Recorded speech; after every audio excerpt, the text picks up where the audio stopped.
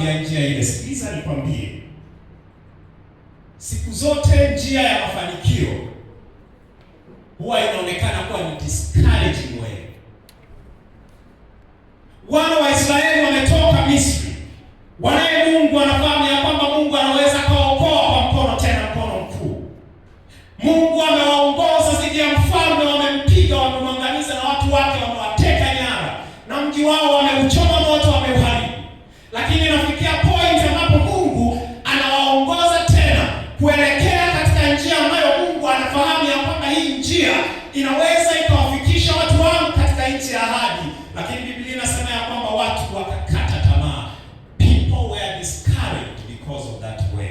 Sikiliza nikwambie, always njia ya mafanikio huwa inaonekana ni njia ambayo ni so discourages. Wapo watu hapa ambao mmesoma kwa muda mrefu na mwenda wengine ni zaidi ya miaka ambayo mlipaswa kukaa hapa. Sikiliza, nataka nikwambie tu ya kwamba katika safari ya imani, katika safari ya mafanikio ya namna yoyote ile, njia siku zote huwa ni njia ambayo inaonekana kuwa ni njia ambayo imejaa disappointment, kwa sababu shetani anajua akikuachia utafaulu unapokwenda. Bwana asifiwe.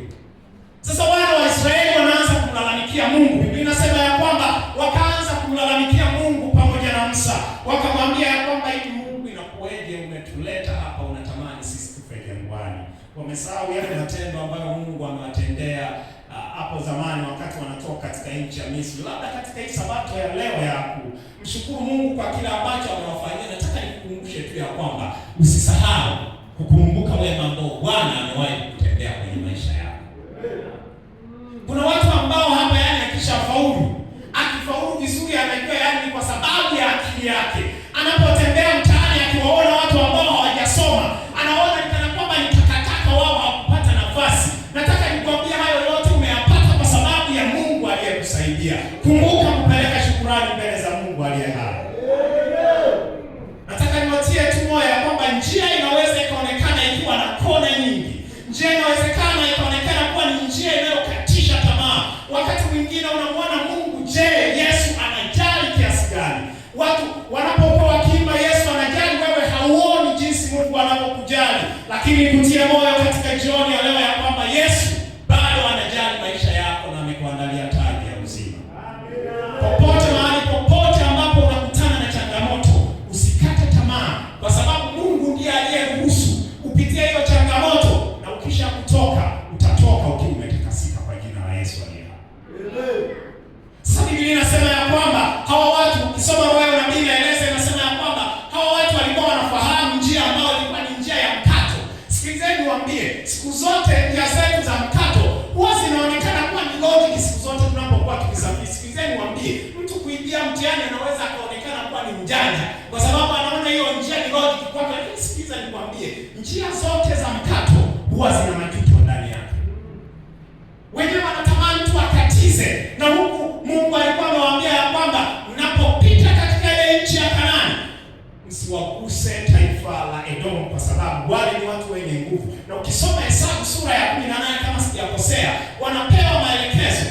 Utaona ya kwamba wanatuma mpaka wapelelezi kwenda kuwauliza Esau, uzao wa Esau, anauliza ya kwamba je, twende tupike katika mji wako, hatutakunywa maji wala hatutafanya chochote katika nchi yako. Lakini jamaa anawaambia hakuna, sitawaruhusu mpite. Lakini this time around wanamlazimisha Mungu wapite njia ambao wao wanaifahamu kuliko ile njia ambao Mungu alitamani wao wapite.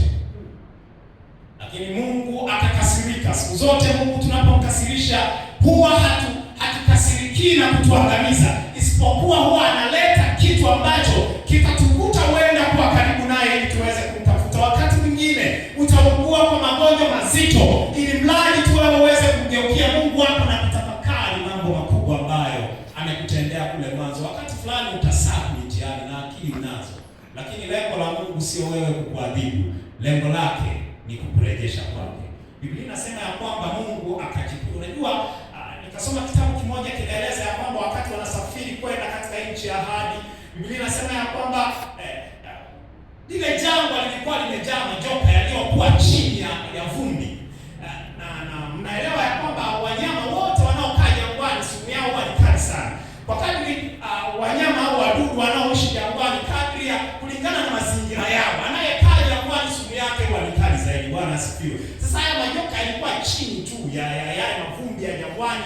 Wakati wanatembea, Mungu alikuwa ameyatiisha, yamekaa, yametulia na wanasafiri kuelekea katika nchi ya amani. Sikilizeni niwaambie, pale tunapokuwa watii mbele za Mungu aliye hai, Mungu anatufanya kuwa washindi na maadui zetu anawatiisha juu yetu ili tuweze kupita na tufike mahali ambapo Bwana anatamani tufike. Amen. Biblia inasema ya kwamba Mungu akawaruhusu yale majoka yakatoka. Yalipotoka chini ya lile jangwa yakaanza kuwauma watu, wakawa wanakufa. Wakakumbuka Mungu aliyowatendea mambo ya. Sikiliza nikwambia, kuna wakati unajua ukimfahamu Mungu, hata kama ukizingua leo, unajua kabisa kwamba hiki ninachofanya sio. Kuna wakati tu atakubaya kwenye kona yake na utamkumbuka Mungu aliye hai. Biblia inasema ya kwamba wakamlilia Musa, wakamwambia tuombee mbele za Mungu aliye hai. Na Musa kwa uaminifu akaenda mbele za Bwana akalia. Na Bwana aliposikia kilio cha Musa, akamwambia Musa, tengeneza nyoka wa shaba. Bwana asifiwe.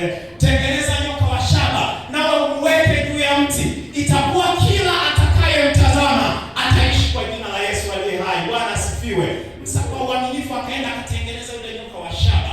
Akamtengeneza, akamweka juu ya ule mti mkavu, na kila mwanadamu ambaye aliuma na wale nyoka wa shaba, Biblia nyoka wale wa moto, Biblia inasema ya kwamba kila aliyemtazama yule nyoka wa shaba alipata kuona kwa jina la Yesu. Na mimi jioni ya leo nawapendekezeni nyoka wa shaba ambaye ni Yesu Kristo, mfalme wa amani, ambaye ametundikwa juu ya msalaba. Kila atakayemtazama ana uhakika wa kuishi maisha ya milele. Bwana asifiwe. Biblia inasema ya kwamba watu walipokuwa wakimtazama yule nyoka wa shaba, kila aliyetazama alipona. Roho ya nabii inaeleza, inasema kuna njemba zingine ambazo zenyewe likadresi ya nyoka, yani ilibidi mpaka wao wanazishika na kuwalazimisha kumtazama yule nyoka. Watu wapo katika hali mbaya, wanaelekea kufa, lakini bado wameng'ang'ana na uasi waliokuwa nao. Sikilizeni niwaambie, kuna watu wengine wataupata ukombozi, lakini ni kwa sababu ya nguvu za viongozi. Watu wengine hawataelewa mpaka watakapoelekezwa, wakati mwingine kwa nguvu na makaripio, ili mradi na wenyewe waifikie ile ahadi ambayo Bwana amewaahidia watu wake. Sasa cha kuondoka nacho, ondoka na hiki. Siku zote chakula cha Mungu kinapoonekana kuwa hakina value katika maisha yako, tambua ya kwamba kuna majoka yanakuja nyuma yako. Wakati mambo ya Mungu yanapokosa thamani katika maisha yako, tambua kuna joka, kuna ibilisi, kuna mtego wa shetani ambao ameuweka kwa ajili ya kuangamiza wewe na familia yako, na ikiwezekana na taifa lako. Walipokidharau chakula, wanasema chakula ni dhaifu, tumechoka, njia yenyewe inachosha. Wamedharau uwepo wa Mungu na Mungu alivyoongoza. Mungu akaruhusu majoka yakatokeza, yakaanza kuangamiza. Wengi waliangamia, lakini pia waliopona ni wengi. Bwana asifiwe. Jioni leo nataka nikukumbushe tu ya kwamba maisha yetu hayako salama mpaka pale tumemtazama Yesu Kristo, mkombozi wa ulimwengu. Sasa sikiliza ninapomalizia hapa. Kitabu cha Hesabu nikisoma Old Testament kila siku, kila sura ninaposoma Old Testament utakuja kugundua ya kwamba kila sura unapoisoma vizuri utakutana na emblem inayomwakilisha Yesu Kristo, ya kwamba kuna siku Yesu atakuja kwa ajili ya wokovu wa maisha ya wanadamu. Kwanza katika kitabu cha Mwanzo sura ya 3 mstari wa 15, injili ya kwanza inatangazwa ya kwamba mzao wa Adamu mmoja angekufa kwa ajili ya ulimwengu wote. Lakini kwa kitabu cha Hesabu pia Biblia inasema ya kwamba yule nyoka wa shaba aliyekuwa ametundikwa juu ya mti ilikuwa ni emblem ya Yesu, ya kwamba kuna siku moja, kuna mwanadamu mmoja kwa jina la Yesu Kristo, mfalme wa amani, atatundikwa juu ya msalaba, naye atakayemtazama atakuwa na uhakika wa kuishi maisha ya milele. Bwana asifiwe. Waebrania wao, kila herufi ilikuwa na maana kwao, kila namba ilikuwa na maana kwao.